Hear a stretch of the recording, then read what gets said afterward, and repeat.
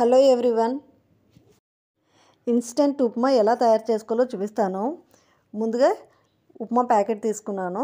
Oil, శనక్కాయ విత్తనాలు, కొత్తిమీర, జీలకర్ర, ఆవాలు.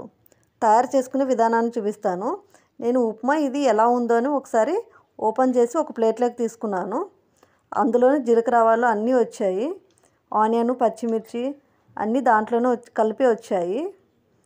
అయితే కొలతకైతే తీసుకుందాము. ఒక గ్లాసులో తీసుకున్నాను. ఒక గ్లాస్ అయితే వచ్చింది. గ్యాస్ ఆన్ చేసుకుని కడాయి పెట్టుకుని అందులోకి కొద్దిగా ఆయిల్ వేసుకున్నాను.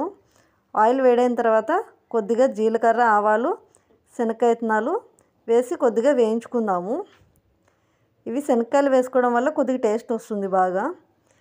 ఒక గ్లాసు రవ్వకి నేను 2 గ్లాసులు నీళ్ళు తీసుకున్నాను. నీళ్ళు బాగా బాయిల్ అయిన తర్వాత రవ్వను వేసుకొని బాగా కలిపేసుకోవాలి. ఇలా కలుపుకున్న తర్వాత ఉడికించుకోవాలి. కొద్దిగా మంటను లో ఫ్లేమ్లో పెట్టుకొని ఉడికించుకుంటే బాగుంటుంది. 4 to 5 minutes ఉడికించుకున్నాను. ఇలా ఉడికించుకున్న తర్వాత ఇంకా కొద్దిగా వాటర్ ఉన్నాయి. ఇంకొంచెం ఉడికితే సరిపోతుంది. ఫైనల్గా కొత్తిమీర వేసుకున్నాను. గ్యాస్ ఆఫ్ చేసుకున్నాను. ఉప్మా అయితే రెడీ అయిపోయింది. తొందరగా ఫాస్ట్గా అయిపోతుంది.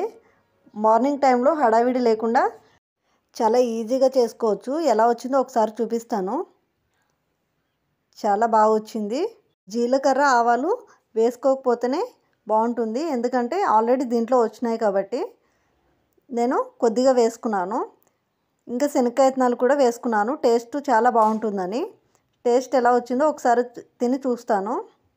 ఇన్స్టెంట్ ఉప్మా ప్యాకెట్ 30 రూపీస్ అయితే పడింది. టేస్ట్ ఎలా ఉందో ఒకసారి తిని చెప్తాను. టేస్ట్ అయితే చాలా బాగా వచ్చింది. మీరు ట్రై చేయండి. ఈ వీడియోని మీ ఫ్రెండ్స్కి షేర్ చేయండి. Thank you for watching.